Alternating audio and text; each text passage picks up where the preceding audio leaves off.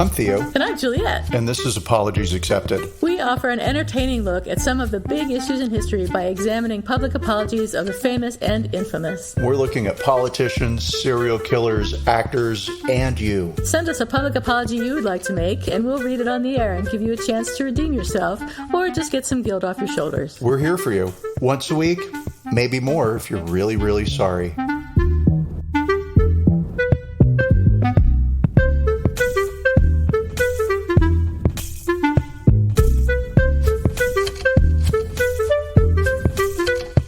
Hi, everybody. This is Apologies Accepted, the podcast. And it seems like we have a lot of lag going on right here with our Zoom, so hopefully that improves. My network improves. And that's me trying not to talk over you. Oh, okay. I'm holding back. Don't hold back, Theo. Don't ever hold back. Express yourself. Isn't that a song? Probably. I don't know. Okay. Don't look back? That's a song. Yeah, maybe. Okay. Sure. So it's the 12th of December. You just had your anniversary. Speaking of the 10th of December, happy anniversary. Yes. How many years has it been now? Thank you so much. 15? We have been legally married for 4 years, and we have been living together for 18. Wow. Yeah. And is it the same anniversary for both? I thought you were going to say the same guy. Same guy for both. Is it the same guy? Wow. I thought you got legally married a long time ago. No. So James proposed. Confusing. Okay. So here's what happened. In 2006, they passed legal gay marriage in the UK, and James is a British citizen. Yeah. And so I have, not surprising, a complicated birthday situation where I have two birthdays. One is on March 25th, and the other is on March 26th. And it's a long story that I'm not going to share. I'll happy to share, but it doesn't matter. We'll be on the air for 4 hours. So I have two birthdays because my mother forgot when my birthday actually was. Right? She went into labor on the 25th, and then one day we looked at my birth certificate and it said the 26th, and she was like, they gave me a C-section. They knocked me out. I was in labor forever. I thought you were born on the 25th. I didn't need to look at your birth certificate to know when you were born. And I was like, I always knew I was adopted. I hate you. I hate everybody. I hate life. So I had my family birthday, which we celebrate on the 25th, legal birthday on 26th. There's my complicated story, short version. And so in 2006, on my birthday, the first of them, on the 25th, James took me out to dinner, and we were in L.A., and two of our best friends came with us, and we walked to a restaurant, highly unusual in L.A., but we did it, and we walked like 10 blocks, right? Okay. And then we had a very nice dinner, and then we walked home, and James was like really busting a pace to get back to the house, and I was like, this is why we don't walk here, right? We got to the house, and then next thing I know, he's down on one knee with a ring, proposing at midnight between my two birthdays. Right? Well, so he went to a lot of effort, but also it showed me like there's a lot of respect for my stupid birthday situation that I've created. Right. But I also blame on my mother. So cool. And I was like, yeah. And the reason why I've had plenty of people propose marriage to me, right? Of course. Who hasn't? For sure. All the time, nonstop. But, when you can't get married and somebody says, let's get married, it's sort of like, okay, sure, we'll pretend, right? Yeah. But when James did it, it was like, wow, there's some real teeth here because legally he can now. It's legal now, yeah. So we were going to fly to the UK and do it. And then fast forward like 14 years, we finally did it. Right. Because this whole thing of like, if we get married, so-and-so can't come and I really want them to be there. Oh, where are we going to get married? Let's do it in Scotland. No, let's do it in Australia. No, let's do it here. Oh, what season? And it was just like, listen, Princess Diana, marriage doesn't have to be complicated. You just go and get a piece of paper, a priest spits on it, and you're done. Yep. My spit joke went nowhere. Exactly how it works. I thought for sure you were going to be like, what? I was just going along with it. Well, I didn't have anything because the spit was the joke, and so we'll move from that. So anyway, you've been married 4 years legally. We've been married 4 years. We've been together for a long time. But the reason you thought we were married longer is that 2006, James gave me a ring. which is a very nice ring. And so, yes, and here we are. And I have every expectation that next year we will also still be together celebrating an anniversary. Well, that's very encouraging and positive. So, yes, yeah. Exactly. My anniversary is the 20th, I believe. And it was 2003, so that makes it 100 years ago. And we're going to be in Joshua Tree to celebrate Christmas, so on our anniversary. So I don't know what we're going to do. Theo's given me some hotel restaurant recommendations, so we'll probably go out to eat if we do go out. Don't know. We'll see. And then Christmas is coming up, so we'll have our Christmas podcast, which the topic of which is yet to be determined. Decided. It'll be Christmas. Yeah, it'll be Christmassy. There'll be a Christmas apology if we have to invent one. I'll make one. That's it. No, I think I have a good subject. We'll see if you agree. Yeah, we'll save it. Last year we did sweaters with dicks on them. I think it was. So I don't want to say now because I don't want to set it up, right? Because if I offer this idea, then you're like, no, and then the audience is like, yeah, we'll hear about it. But yeah, cool. So it's time for What's Shakin' Bacon. Oh my God, it is time for What's Shakin' Bacon. I totally forgot. Which we kind of did. Your anniversary, my anniversary. That's what's shaking.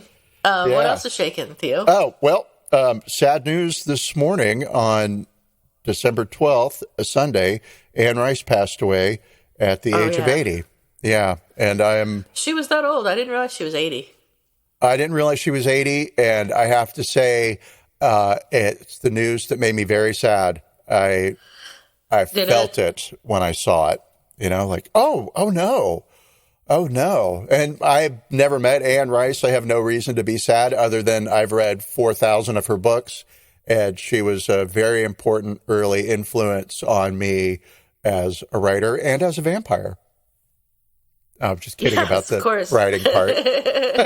I met her once at a hotel I worked at. She came in to get a room. And she talked to me for a few minutes, and she seemed a little bit standoffish, but, fine. She seemed fine. And she didn't cause any trouble over the night. So, it was a successful interaction. All right. Glad to know that. She moved to Southern California, didn't she, after the hurricane?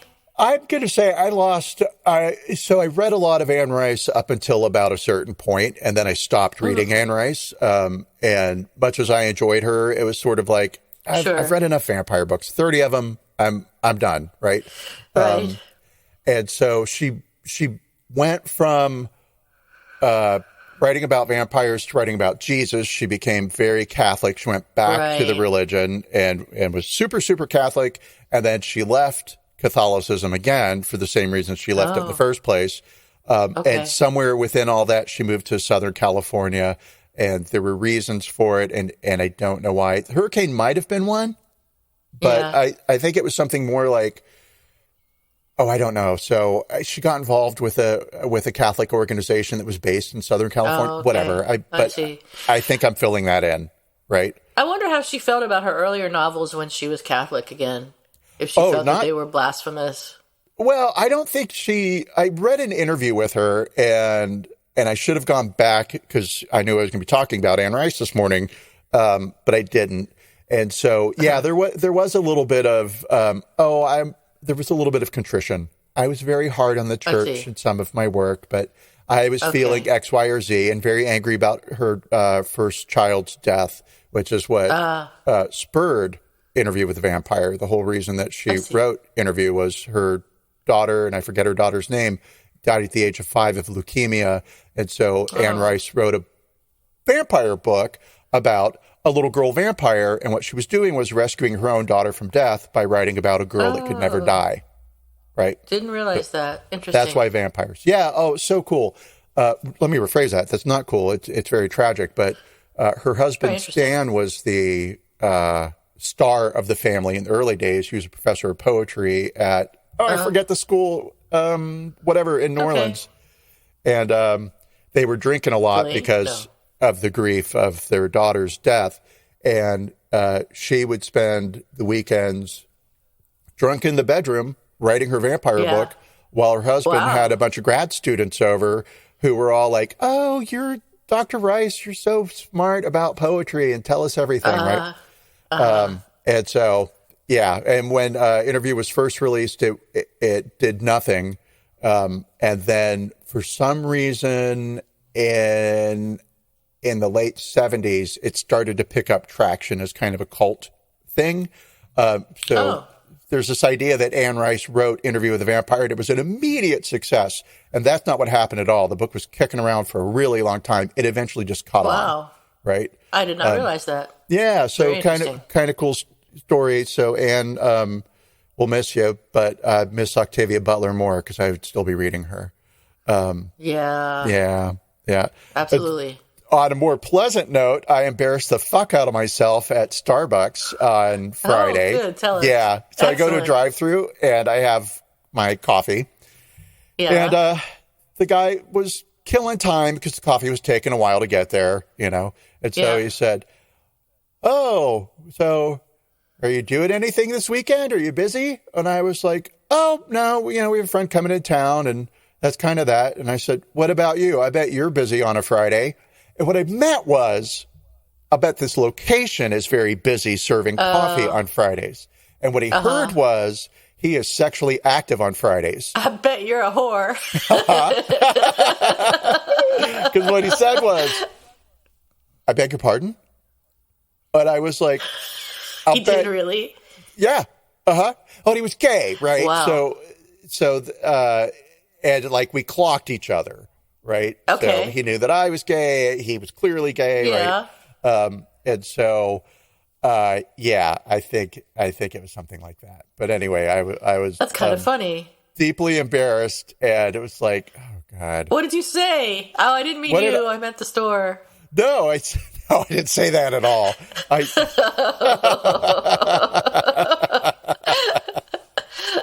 I would have melted into the floorboards had I said that. No, I said exactly what I said to you. Yeah. I meant, I bet the store is very busy on Friday. And, it was not fun feeling like the creepy old man hitting on staff. Yeah. That's why I like not going out, because I don't embarrass myself very often. You don't hit on people accidentally. You're so wise. Stay home. Okay. And so I'm going to ask you about Children of Men because you saw it, but before I ask, I want to share with everybody that once upon a time you recommended a movie to me. We're friends. I did? We make recommendations to each other all the time. I value your recommendations. I pretty much always follow up on your recommendations, right? If you say read a book, I'll pick it up, right? Flip through it. Sometimes I'm loving it. Sometimes it's like, what? What the fuck is this shit? Yeah, totally. Movies, totally. And vice versa, right? That's how it works. And so everybody who doesn't know about friendship, that is how it works. And so way back, I remember it. Way back, when I was living with my roommate and didn't have a lot of money, and VHS was still a thing. You had recommended a movie to me, which I went to get, which was Reservoir Dogs, right? Oh, okay. And you said, "Yeah, it's a comedy. It's so funny." And I watched that entire fucking movie waiting for it to turn into a comedy. Oh, boy. And when they cut that guy's ear off with a razor... Oh, my God. You laughed so hard. No. I was like... I can't believe I recommended that movie to you. What was I thinking? Well, I mean, I thought it was funny, but I would not expect you to think it was funny. That's so strange. No, I didn't. I was quite traumatized by when the film ended. Did you watch the whole thing, or did you stop? Oh, yeah. You watched the whole thing? I watched it. Well, I mean, it was a good movie, right? Yeah, It was a good movie, but you're right. It had I known what the movie was about, and of course I didn't read the back of the thing or anything. I was just like, cool, this is popular. It's great. I'll watch it. So, no. But it was a good movie. Experience. Yeah, I did not have that experience with Children of Men. I was not horrified by it. It was good. I enjoyed it. I watched the whole thing, which almost never happens anymore with movies. So I watched the entire thing. I thought it was interesting, and I don't know. I don't really know what to say about it. I hadn't prepared my speech about Children of Men. I remember it, which is another thing that I almost never do. That's great. So that was good. And I really liked the woman that played the mother. I thought she was a really good actress. I don't remember who she is, but me either. Really I think Clive Owen was great in it. He just set a really good tone of kind of doom. Yeah. Doom. Yeah. Doom. Yeah. And then it's a very sad ending. I made my sister watch it, and she watched half of it, and then she picked up her iPhone and would peek up every now and then. Yeah, she wasn't into it. Yeah. And I was like, I was into it. It was a little bit too close to home these days, I think, just with all of the apocalyptic stuff that's going on in the movie and kind of apocalyptic stuff that's going on in real life right now. So I was a little bit uncomfortable with that aspect of it, but I think it was a really good story, and I enjoyed the movie. So thank you for the recommendation. You are welcome. And so what about you? How is your week and what is going on? What's shaking bacon? What's shaking bacon? I am looking for a personal trainer. So if any of our thousands of listeners know a good personal trainer, either virtual or the San Francisco area, I would appreciate a recommendation. No virtual trainers. No. It's got to be in person. I have to do virtual. I'm not going to go to a gym. It's full of germs. They can come to your house. Well, that might work. Germs, they make you stronger. Germs do. But that doesn't have anything to do with COVID. I mean, COVID does not make you stronger. So I do not want to get COVID. I will not go to a gym, but one of the women that I interviewed has a gym in her home. So she would train me one-on-one in her gym in her home, which I would feel more comfortable with. And it's walking distance from my house. Oh, so okay. That's really good. The problem is she's really expensive. It's more than I had planned to spend. I was thinking maybe $400 a month or something like that, and this is more than that. I mean, it's more than 10 cents more than that. So I'm not sure it would be a good idea. But the good thing is that she doesn't expect me to sign up for 6 months or anything like that. It's just month to month. And she seems to have her head on her shoulders about nutrition and stuff like that. So at least we agree with each other about that sort of thing. So I think it would be good. I have had sort of a personal trainer once. I used to go to boot camp, which is kind of similar, I guess. That counts. And I really liked boot camp, but I'm too out of shape now to do boot camp. So I need somebody to take me from the ground floor up to fitness, basically. So that's what's shaking bacon in my life right now. That is huge bacon. That's stupid. That doesn't. And you're going to get a personal trainer too, right? I am. Yes, I'm going to join a gym because I am not afraid of germs, and also. Do they have Gold's gyms in Austin? No. Okay. Yeah, of course they do. You used to like that one. I don't know how big it is. Yeah. Oh, it's huge. Gold's is everywhere. Okay. It's even overseas. Oh, wow. And yeah, I really, obviously not a commercial. I really liked Gold's Gym specifically because the first time I joined Gold's Gym, which was my first time joining a gym, I just picked Gold's because it was close to my house. The guy that was signing me up said, "Listen, I have to let you know, this isn't a social club. People aren't here to make friends. There's no hanging out and talking in classes or, it was a very small Gold's Gym, right? Right. And he was like, the focus here isn't getting in shape. And I was like, that's exactly why I'm here. I have friends. Right. Totally. And, and he was right. Like, people just didn't hang out. There wasn't talking. They weren't making friends. They were there to work, and that was it. And that really helped me form my focus? No, my viewpoint, my perspective. There we go, on working out. Yeah, so I became a rabid gym rat, and it was awesome. And so, yeah. I think it's a little different at the Gold's Gym in the Castro. Oh, yeah, that's a bar without alcohol. Yeah. Yeah, I dragged you there to work out when I was at the height of my craziness. It was fun. But it was also like, I dragged a friend to a gym to work out with me. That's the level of weirdness I was at. Well, with that working was out. probably when I was pretty much at my fitness peak as well. Not peak, but I was on the way there or something like that, because I was running a lot and I was doing all that kind of stuff I never usually do. So it was not completely out of the question for me to go to the gym with someone. Yeah, exactly. Now. I mean, if someone suggested it now, I'd be like, do you know me? Right, now we would stay home and bake pies. Yeah, absolutely. Yeah. I've got the pie thing and everything, so I'm cool. We can make bundt cakes and totally awesome. Cool. So, let's open a bakery in old age together. Oh, all right, that'd be fun. A bakery bookstore. You sold. Done. All right. Guaranteed. And we'll call it Eat and Read. No. All right, sounds good. We'll figure it out. We'll call it something. Hey, speaking of forming businesses.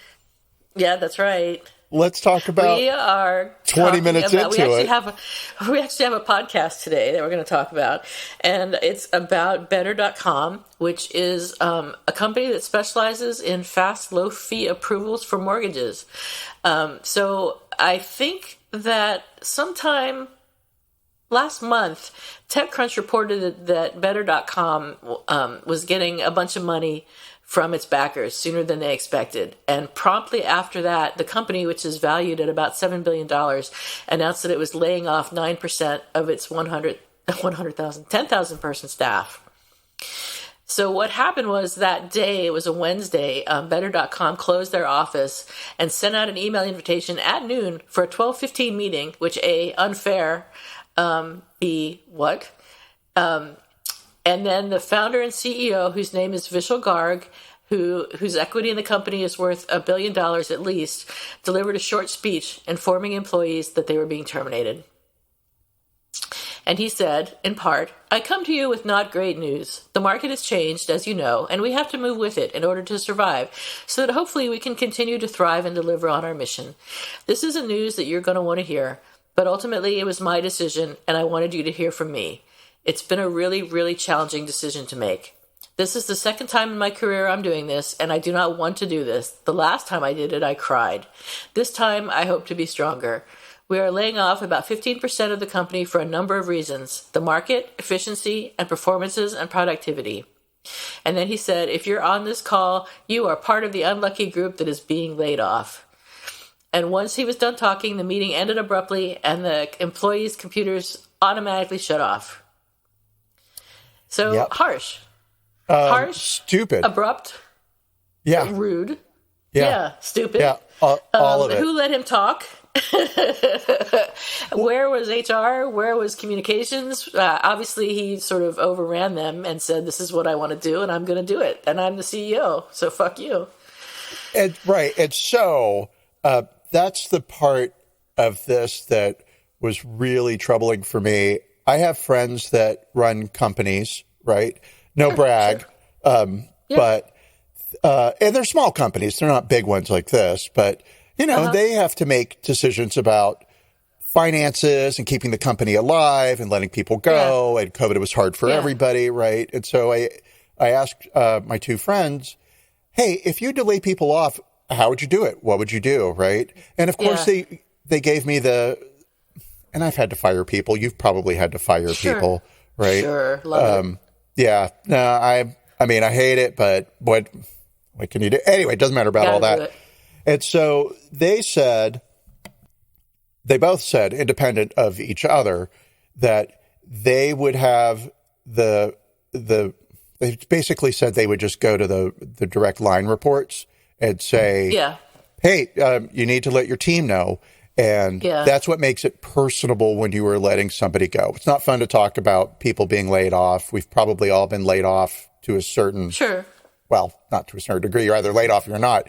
But I mean, everybody's been laid off, or most everybody's been laid off. And it's best to do it in the kindest way possible. And the best way to do it is with people who know you and who can be compassionate, right? Right. And so doing it over a Zoom call to 900 people, I get that's a lot of people. And he was probably like, oh, this is my decision, and I really want to bear the responsibility of I'm taking the blame. So on one hand, it's kind of like, okay, you're taking ownership of your decision and you're the one delivering the bad news, but there's no way that you can personally tell 900 people.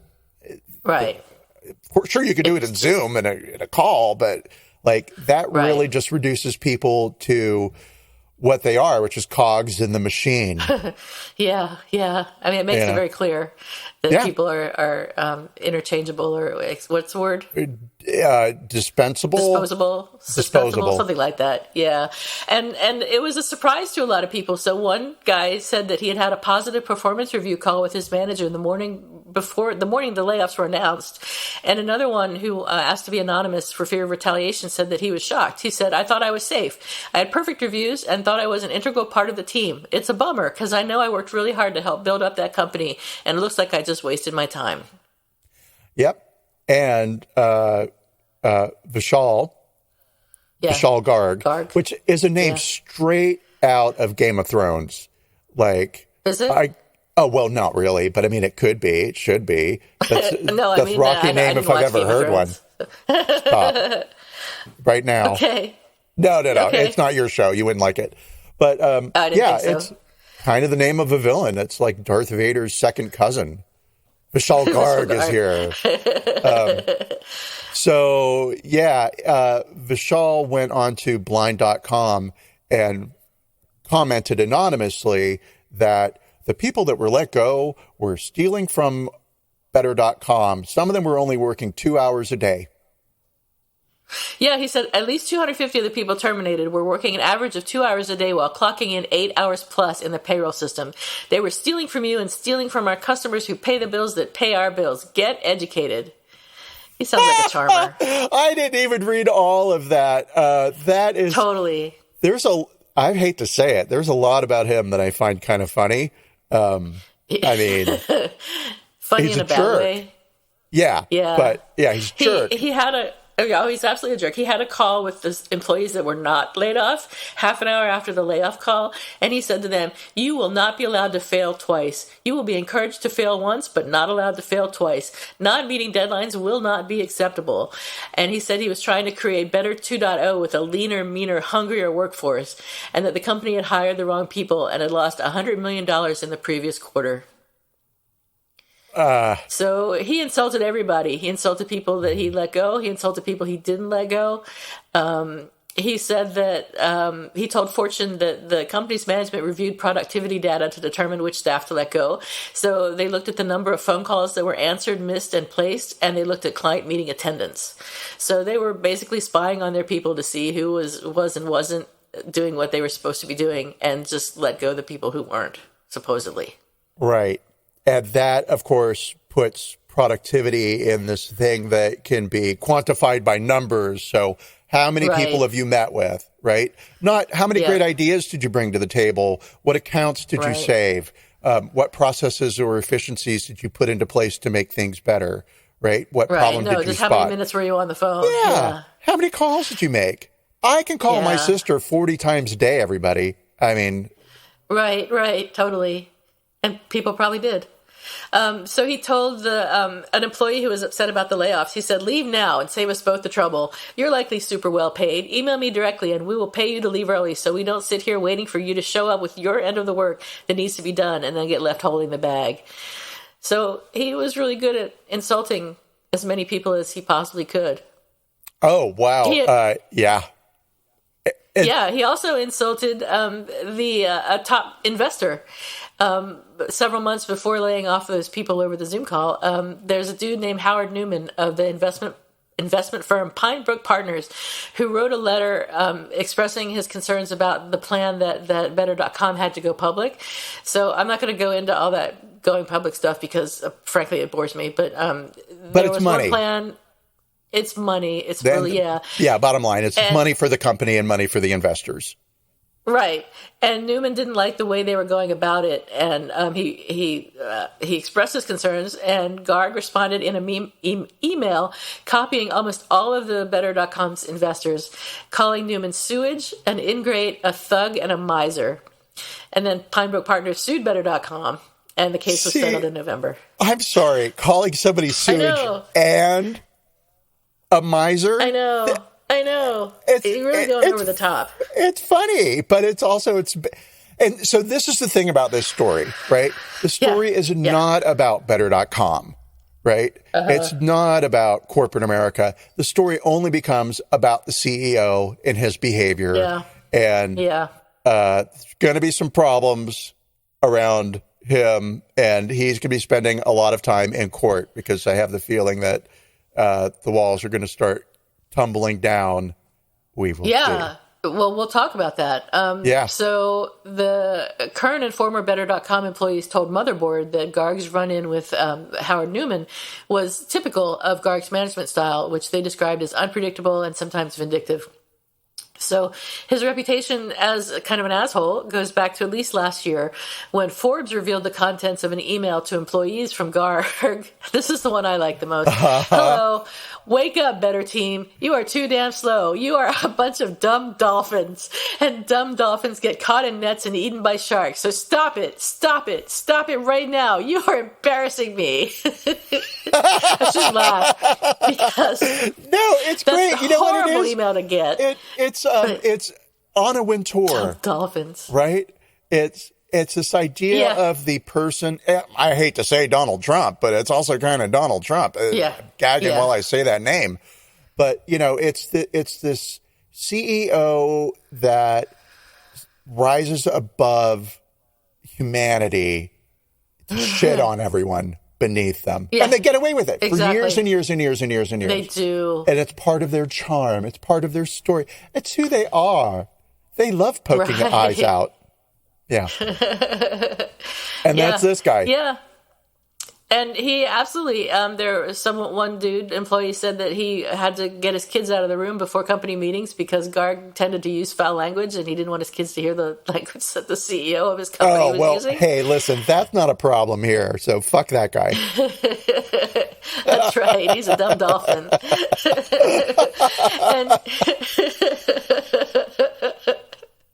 When one executive tried to compliment the team by sending an email in September saying, "Happy Friday, we've helped save our customers collectively millions," Garg tried to argue with him, saying the customer experience was still lacking and the employees weren't pressing a title insurance partner hard enough. He said, "You need to press your partner to the point of breaking, then break them. Break them. Please share the aggressive, I am going to break you tactics. Punish them. Punish them like they just stole candy from your little sister. And until you fight for the consumer, you aren't getting my love." That is somebody I'm going to hang out with and have fun dinner with and a great conversation. And but would I work for that guy? No fucking way. Oh my God, I want nothing to do with him. It's like that TikTok thing. See a toxic person, walk the other way. I don't know if you know that TikTok, but it's a sound. Anyway, so the Daily Beast noted that Garg had given one of his, quote, loyal lieutenants, Ilana Noller, stock options worth tens of millions of dollars plus $8,000 a month for 2 homes and other perks. No other executive at Better.com seems to have received a similar deal. And Noller left the company after she was placed on administrative leave for alleged bullying and other workplace grievances. Yeah, so it's a good thing they handed her all that money so she could take it with her. Yeah. I mean, I guess he rewarded people who were like him, who had a similar management style, which you see a lot. And And it doesn't hurt. This is me. This is my spin, right? But when I read that he had given her tens of millions of dollars in stock options, which vested immediately. It wasn't a case of like... It wasn't 4 years or whatever. Yeah. It was immediately. Hey, we're going to give you this money. If you stick around for a few years and prove your worth, then you'll get all this money, right? Right. No, it was, here's all the money, right? And so I was like, let's just take a look at who's getting all the money. And so she was one of Forbes 30 under 30, right? Oh, wow. Which, impressive, not stupid. Right. Doesn't hurt that she's beautiful.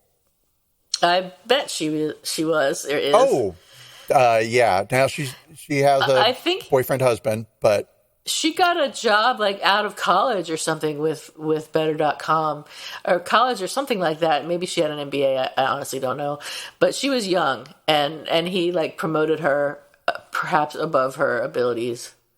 Well, so what I will say is that she served sort of as like his, I always want to call them commanders in chief, and that's not it.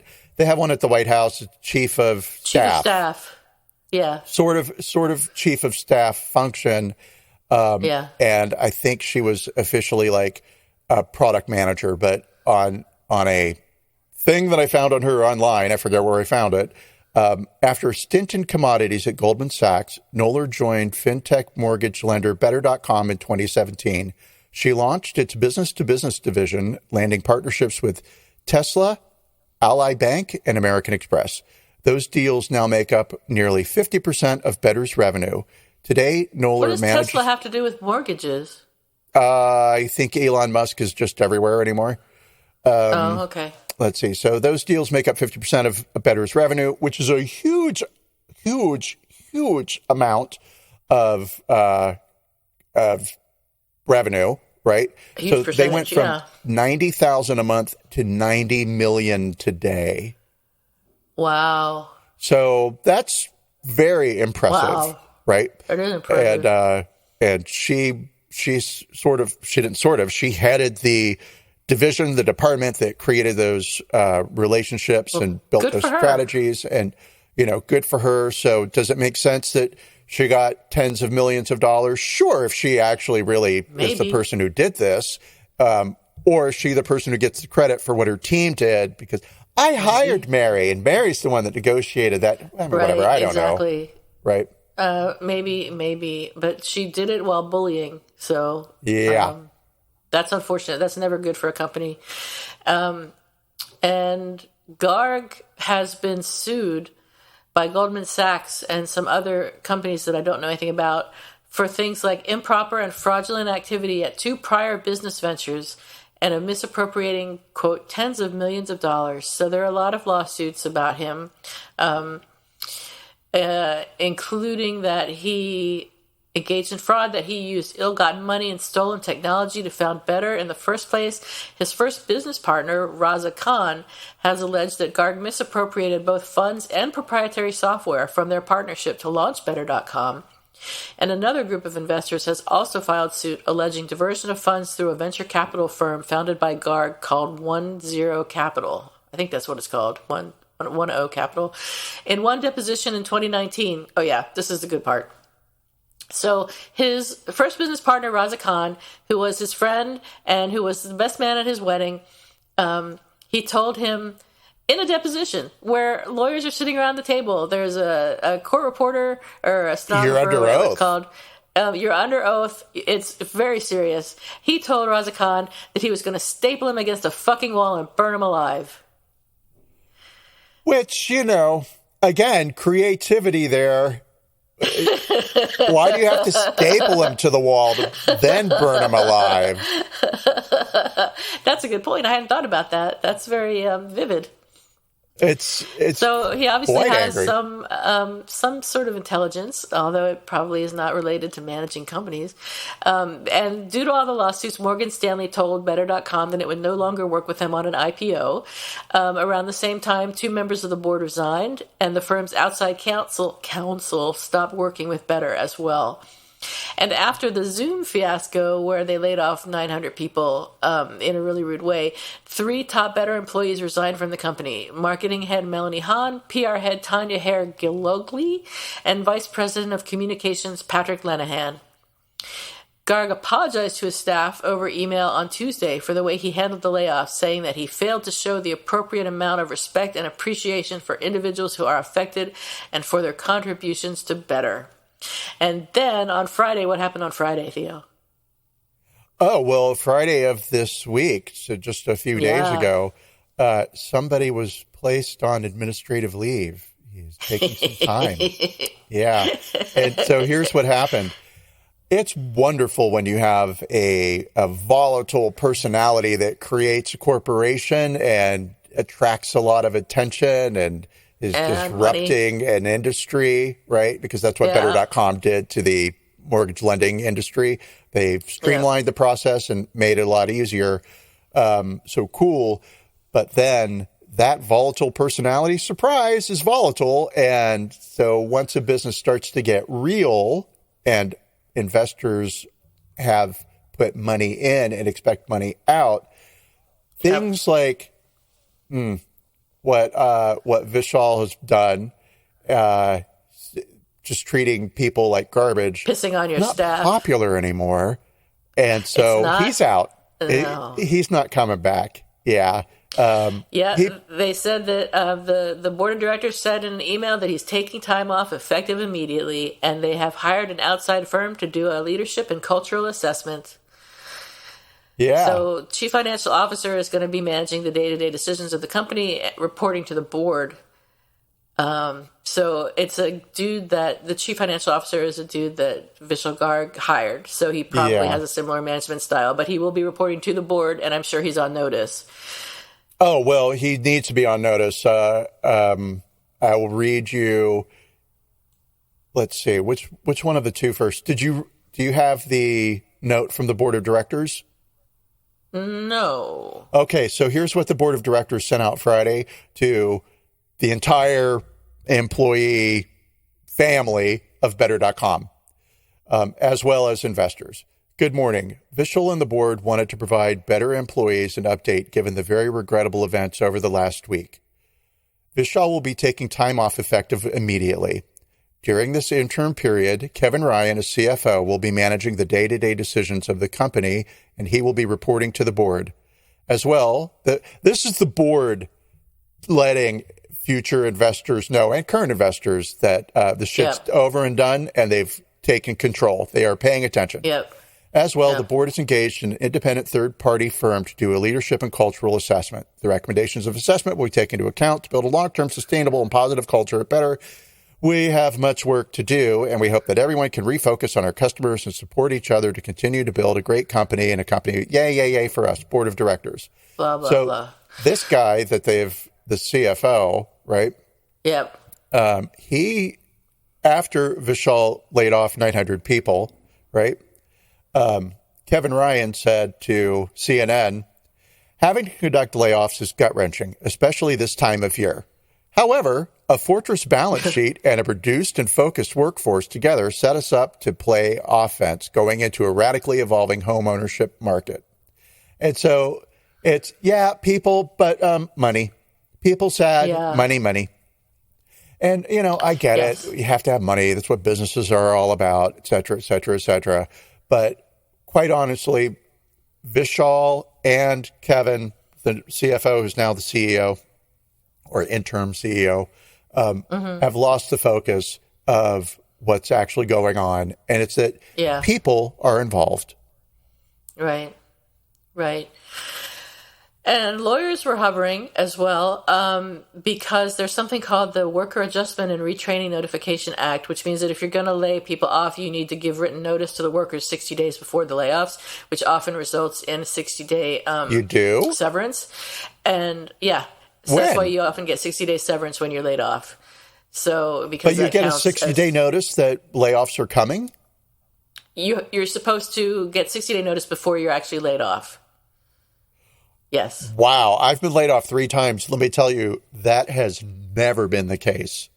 But you probably got at least 60 days severance, which is how they slide that in. So your actual severance day is 60 days after because you're getting paid for 60 days. Oh, look how smart you are. So initially when they laid off these 900 people, they only were going to give them a month worth of severance.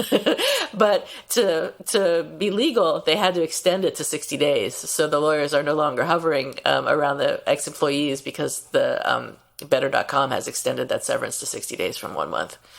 So that's good for the employees, and I guess it's good for Better.com. Although they only wanted to give a month's severance, which kind of sucks. I mean, that's not very much at all. I don't know what kind of salary grade these people were, but a month kind of sucks. A month sucks, especially at Christmas time.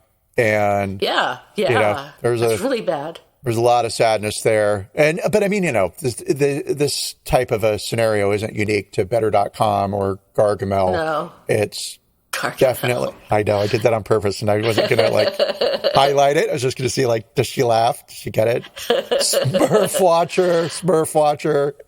I used to babysit a kid who watched the Smurfs. I used to watch the Smurfs, so I'd get stoned and watch the Smurfs. I was just going to say, I was like, should I say that? And it was like, I know you're too old for the Smurfs, so I imagine you sitting there getting stoned and watching the Smurfs. Oh, yeah, so, that's exactly what I did. They were boring even then. They were the worst. But whatever about the Smurfs. But, right. It's like we all know somebody who's been laid off and there's been a tragic, situation. I know a woman that worked 20 years for the same company in the same small company, right? It was a tour and travel company in LA, sightseeing company. But she went from like a tour guide to VP of whatever it was. I see. Right. And they laid her off and they gave her 2 weeks severance. Holy shit. That's rude. That's like insult after injury or whatever. Yep, it is. That's terrible. Wow. So these stories are not uncommon. What's hopeful, what's interesting is sort of this cultural shift of people and work. Hopefully. Vishal Garg himself got a bonus in 2020 of $25 million based on his 2020 performance. So he wasn't hurting, or he isn't hurting, while all these people are being laid off. And the former employees say that the colleagues that have stayed on, the ones that were not laid off, are being asked to take pay cuts and are not receiving bonuses. And that during the pandemic, even though they were remote, the employees who were customer facing were forced to clock in breaks at exactly 15 minutes and 30 minutes. So it sounds like a really shitty place to work. No, it doesn't sound fun. Clearly, it is. I do know that they grew rather aggressively, which is probably part of the reason for this layoff. Starting with the pandemic, or since the pandemic, they've hired an additional 2,000 people, which is too many people to hire all at once. That's a lot of people. In the course it was of a year. over 2020, and the market has been expanding rapidly. But after 18 months of rapid expansion, driven by allegedly historically lower interest rates, the market is now expected to contract. So that's the reason that was given for the layoff, including the Better's automation efforts. And I don't know what this means. I mean, I know what it means, but automation efforts mean fewer manual processes and a business that is more machine-driven. I don't know what that looks like. I'm calling bullshit on that one, but sure, Vishal. No, it sounds future, and that's a fishing. That's bait for future investors to come into the company like, oh, they've got more going on. But what he doesn't realize yet is he is now so toxic that he cannot be involved if this company wants to become a regular I mean, he could take the money and run. I bet he does. What I would do. I bet he takes the money and starts another company is probably what will happen. Well, yes. And isn't this interesting, Juliet, that you bring that up and phrase it that way? Because let me share a little bit with you about Vishal Garg and how he came to Better.com. And all right, cool. Where's this idea of taking the money and starting a new company? Well, yes, because that's exactly what he's always done. So Vishal was born in India and moved to Queens with his parents when he was 7 years old. Friends from high school will say that he was an entrepreneur even in high school. He would buy Cliff Notes and then sell them at school for increased cost, right? And he had a friend in high school, a guy named Raza Khan, and he and Raza both went to NYU, and their friendship continued into college. And Vishal was really good with numbers and kind of business strategy. And Raza was just really good with tech. And so together, because they were at college and dealing with loans and all of that, they recognized that there was an issue around student loans. And they started a company called My Rich Uncle. They started it in 2000 and it ran till about 2007. They started it with a $30,000 investment from Raza's brother. They did $320 million in student loans. And, wow. And everything was going great for them until the 2008 financial crisis forced my rich uncle into bankruptcy. Wow. So that kind of sucks. But because they had started one business and because they had made money off of loans, right? Yep. And because the financial crisis was a result of subprime mortgage lending loans, very similar type of construct to student loans, because you can get a loan to go to college and not have a job. Yeah. This is the promise of you're going to stay alive to pay that loan off. Yep. Yeah. Hi, Fannie Mae. I'm looking at you. Okay. So in a crisis driven by subprime mortgages, the pair spotted an opportunity by building on software models developed at My Rich Uncle, developed by Raza. They believed they could analyze mortgage portfolios and identify loans that were wrongly made. For example, a borrower, here I'm still reading, for example, a borrower never had the means to pay off their loan or home appraisal, or the home appraisal was grossly inflated. In those cases, investors could sue the banks that had issued and sold the bad loans, potentially recouping some of their losses.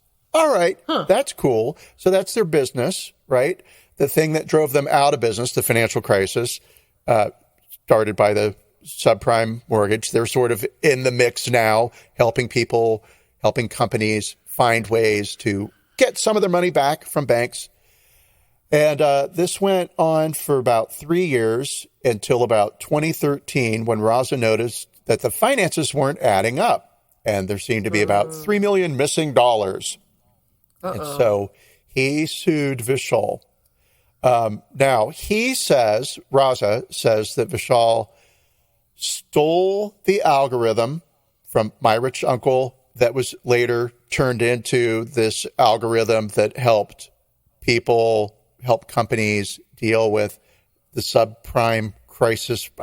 I'm getting too lost in all of the because I don't care. Okay, right? Sure. So they had the one company that was My Rich Uncle student loans, and they had the other company that dealt with banks and loans, right? Yeah. And he's saying that Vishal stole that software and stole some money and started better.com and kind of iced him out. So he stole some money and he stole my idea and he started his own business and he didn't tell me about it and I'm suing him. And so Vishal has called his former business partner a total charlatan who used to be my best friend. He has denied taking money, right? And he said to daily.com, if you're going to do another hit job, you might as well. So, meaning he was speaking to a reporter and is rather defensive. So it's ugly. And the guy that he was going to staple to a wall is Raza Khan and then set Raza on fire. So there seems to be a little bit of history around accusations of stealing money, taking money, and starting new businesses. So what you said was not only prophetic, but seemingly on brand. Yeah, absolutely. Absolutely. I bet that's what happens because he doesn't really know how to do anything else. He doesn't know how to run a company once he started one, obviously. So the only thing he knows how to do is to start a company, and he may be very good at that. Maybe his attitude and his just demeanor is useful in starting a company, but it's not useful in running a company.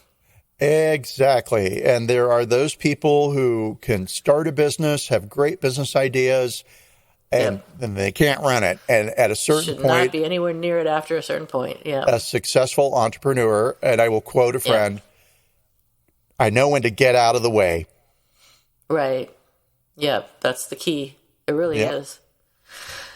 So let's talk about the apology. The Garg wrote a letter to his employees on Tuesday, posted it on the company website, which is interesting. And he said, "Team, I want to apologize for the way I handled the layoffs last week. I failed to show the appropriate amount of respect and appreciation for the individuals who were affected and for their contributions to Better. I own the decision to do the layoffs, but in communicating it, I blundered the execution. In doing so, I embarrassed you." I realize that the way I communicated this news made a difficult situation worse. I am deeply sorry, and I am committed to learning from this situation and doing more to be the leader that you expect me to be.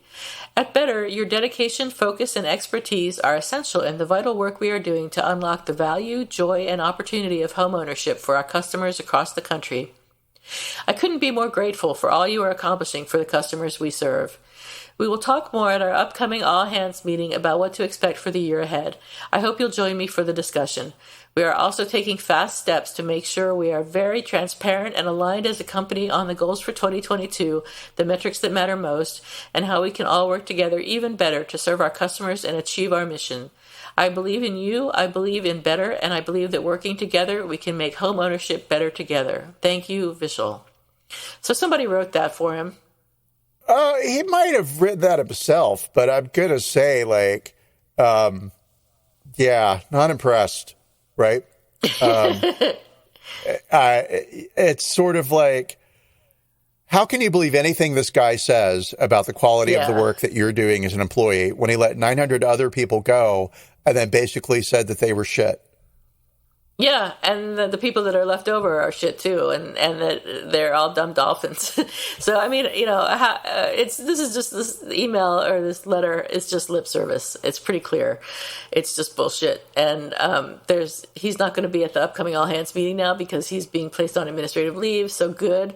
Hopefully, the all hands meeting, which should be very interesting, goes well. And hopefully gets recorded and put out online so that we can see it. I bet it will. Because when this all happened, I was on TikTok, as I am 90% of my life now, and I saw the Zoom meeting on TikTok where Vishal was laying people off. And I bet somebody is going to record the all hands just like they did the layoff meeting. So I look forward to seeing that maybe next week. Yeah. If I was the board of Better.com, I would really hire some fucking smart people, and I would get the shit figured out real fast, because anything you say or do moving forward, here's where they're going to call us after we drop this episode, and they'd be like, "You guys, please help us figure this out. Help us. You obviously know how to do this." So as for an apology, I rate it 2. How funny, because I also rated a 2, and the only reason I'm giving it a 2 is because he says sorry twice, so I just figured I'd give him, he's not sorry at all. Fuck him. You know, I mean, again, I will say I get the impulse and maybe seemingly even the need to be the person who delivers the bad news, right? Yeah. I'm a grown-up. It's my company. I made this decision. My responsibility. My responsibility. Yes. Could have been handled much differently and better. Yes. Right. And maybe you allow your people to do the layoff, right? You do your line managers so that your boss is giving you the bad news and you're getting all the hugs, right? And then send out a little email video of you saying nice things, right? Yes. That would work. I mean, it's just not hard. Totally. So Better, when you contact us, our phone number's on our website. Yes, we will help you. We'd like tens of $1 million in stock options, please, that invest immediately. Oh, yeah, please. I mean, come on. Hi, we understand you hand out stock options left, right, and center, so we expect them. Yeah. And assuming they're still going to go public, which I believe has been postponed now. Yes, it has. Yes, it has. And that's another move, and it's a smart one, right? Yeah. They need to dial it back. They need to allow some time to happen, but also the investors aren't that excited to jump into Better.com because this shit could disappear in a minute. I mean, really, this company is obviously not being well managed, so who would want to invest? Exactly, right? And people are unhappy. They're handling everything poorly. There's a lot of lawsuits out there around the CEO. And so, and a lot of those lawsuits allege stealing money. So what's going to happen? Mm-hmm. Mm-hmm. Mm-hmm. So they're doing I'm going to say damage control. Mm-hmm. Mm-hmm. Mm-hmm. So, okay. Who saw this coming? Nobody. Who's sorry now, Theo? Have you got a who's sorry now or an apologies expected? I have a who's sorry now. And my who's sorry now is the Disney Corporation. So, Ooh. yes, as from many reasons. But Okay.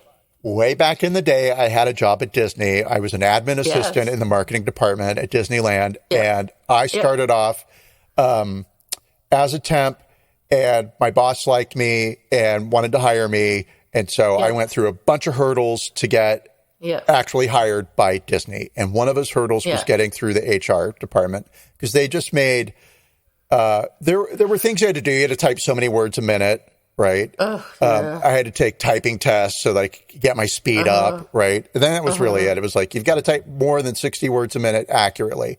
Okay, cool. So I got to that point, and whatever, I got hired, yay. But it was a process. Yeah. But when I first joined Disney, I didn't want to be there. It was just a paycheck. I was a temp. I was just showing up and doing my thing, right? But I got to know the people, and I liked them. And I remember when they hired me, my boss said, this time next year, you're going to turn around and you're going to realize all of your friends are Disney people. All of your clothing is Disney. Wow. Everything you do is going to be centered around the company, and you're going to be very happy about it. And I was like, I'm a gypsy poet who smokes pot on the beach. I am not going to. And a year later, it was true. I referred to things as inside, outside. So if you didn't work at Disney, you worked on the outside. And that was the whole world. Oh, wow. Right? Wow. If you worked at Disney, you were inside. If you're a cast member, you were inside. Wow. We had a thing called the Mickey check, where when you were getting dressed and throwing on your clothes to go out, to go to the grocery store, or to go out to party or whatever, right? You were just leaving the house. On your time off, you would stand in the mirror and you'd have to make sure you weren't wearing more than 3 Mickey Mouse anythings, because you would have like a blue denim shirt with a small Mickey logo on it, right? You might be wearing a hat with Donald Duck on it. You might be wearing a watch. Watches were big, with a Mickey thing on it. No more than 3 Mickeys. The Mickey check. Wow. Right? And it's true. All of my friends, like outside of my friend Terry and Jody, right? All of my other friends worked at Disney. I had dropped all of my outside friends. I quit smoking pot on the beach, right? I quit writing bad poetry at dawn. I never did it at dawn. So cool. And that happened in a year. So 3 years later, I got a call to come down to the head office. Yeah. And it was a call that I was dreading, because word was on the street that layoffs were coming. And everybody, and I worked on a floor with 300 people, right? And the building was like 4 stories. I was as Disney as they came, right? Wow. And everyone was just sitting at their desk waiting for their phone to ring. And you could, it was open cube situation, right? High walls, but open cube. If you stood up, you could look around and see everybody. And you would hear somebody's phone ring, and then you would see them get up and walk down the hall, and it happened all day long. And I made it up to lunch. And at lunch, I was like, all right, I think I'm going to make it. And I got called after lunch, and I walked down the hall, and I won't say her name. She was a very nice lady. I liked her, and she was very sweet. And she told me I was laid off, and I started to cry, and she felt bad, right? And she wanted me to know it wasn't anything personal. It wasn't job related. It wasn't performance related. And they were going to help me, and they were going to do this, that, and it. She was a VP, and I was a nothing. I mean, I say that with all due respect to me and how marvelous I am. I was nothing to her. But I was admin assistant. Jesus. Right. But she said I could use her as a reference, as she would personally help me find jobs. Right. And so that was great. And then she said, now you just have to step into this room over here and meet with some of these job placement counselors who are going to help you learn to build a resume or improve your resume, and and there's some benefit things you have to meet with and understand, and some forms you have to sign. And I said, I want to go home right now. Yeah. And I can do this later. And she said, no, you have to do it now. And I said, no. Wow. And I was in such a state of shock and emotional everything, right? Because I was being kicked outside, right? It wasn't no longer inside. And I couldn't. I needed time to process, but they forced me. And when I say forced, I mean, it took them 20 minutes to get inside that room, right? Wow. And I sat down with a woman who smiled and said a lot of things in English, which is the language that I speak. And none of it meant a thing, right? And I just said to her, look, I know you have a job to do, and you're really lucky that you have that job to do. I don't have a job to do right now, so why don't you just give me the forms and I'll sign them, and then I'm going to go find a job. Right. Right? And she was like, well, we don't want you to feel this way about it, and la, la, la. And it was like, there was one way to feel about it, and it's let me sign the forms and get out of there. And so then I left the room, the second room, right? And I walked back to my cube and got my stuff. And of course, I had moved into my cube, so I had a lot of personal effects. And so I got a box and I filled up all of my toys and all of my photos and mementos and just everything, right? And then I took the box because I had to walk out to my car, and Chobi, the security guy, who was a really nice guy, was standing there waiting to walk me out, right?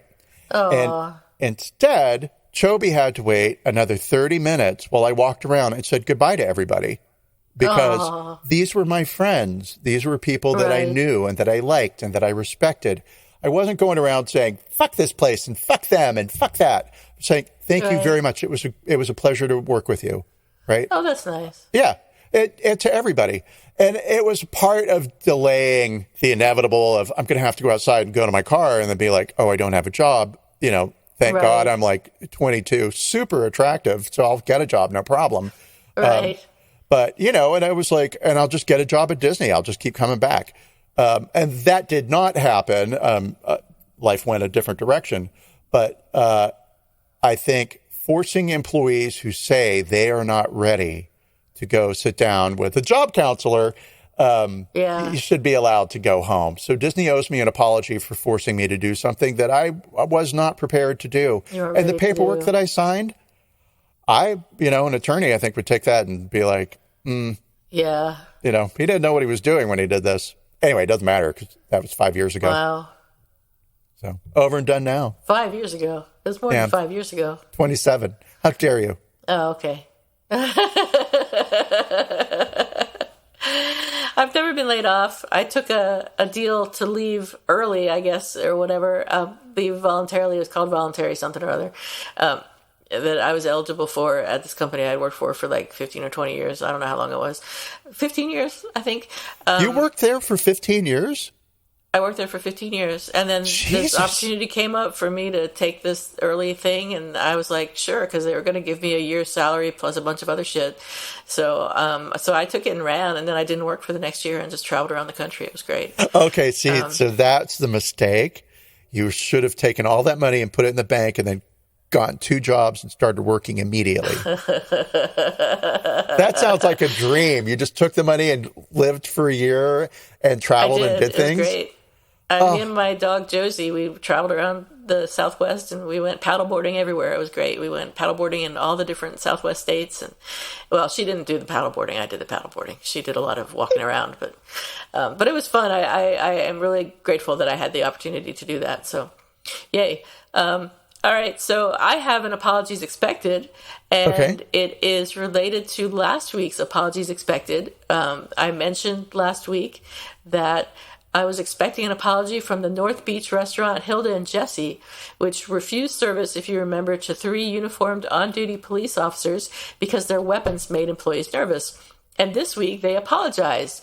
So in their apology, they said, we made a mistake and apologized for the unfortunate incident on Friday when we asked members from the SFPD to leave our restaurant. And police officers told the NBC Bay Area that they were shocked to hear about what had happened. And they said that North Beach tends to be very officer-friendly, which it probably is because it's pretty upscale. So I predicted an apology, and it came true in less than a week. I'm proud of myself. You have an accurate read on. So, yay, I win. Hey, you win. I win the podcast today. So, are you going to go and eat at that restaurant? No. No, maybe if they didn't apologize, I would go. But since they did apologize, now they're on their own. Well, I've got to say, the last thing you want to do when you're a business is piss off the cops. Yeah. For sure. And Vishal, if you're listening to this, truly, the last thing you want to do is piss off the cops. So with that advice, I think we'll close our podcast for today. Thank you, everybody, for listening. Yes. And we will see you next week. With Christmas. Christmas, yay. All right, yay. Bye, everybody. Bye, everyone. Bye.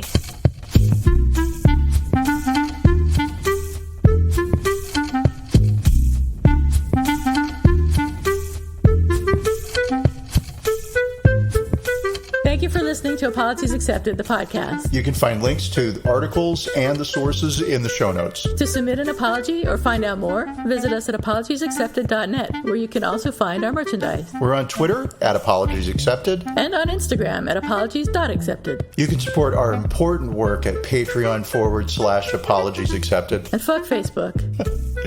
Bye. Bye.